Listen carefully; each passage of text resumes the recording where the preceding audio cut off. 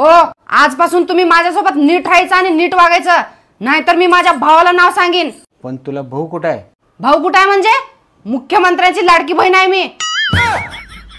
एकनाथ दादा, तुम्ही आम्हा सर्व बहिणींसोबत याला घरचे सांगतात वाईट मित्रांपासून लांब राहा। आता त्यांच्या घरच्यांना कोण सांगणार? हाच मित्रमंडळाचा अध्यक्ष आहे।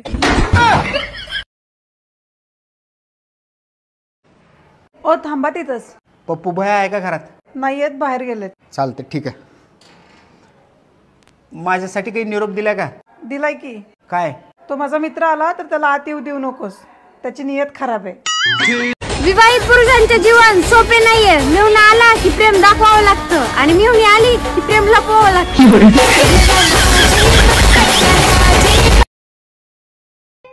अहो, फेअर अँड लवली माहिती आहे का तुम्हाला? होय माहित आहे की, लहानपणी 5 रुपयाला यायची। मग लावायची तरी।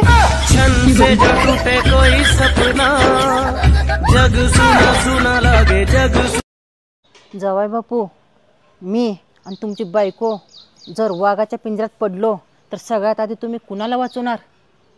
वाघाला? अगं, वाघाची संख्या कमी झाली का आधीच? सासूबाई, मी पुढच्या जन्मी सुद्धा तुमच्याच घरची सून म्हणून येणार आहे। नको गो बाई, आम्ही घर जिंकून टाकणार आहे।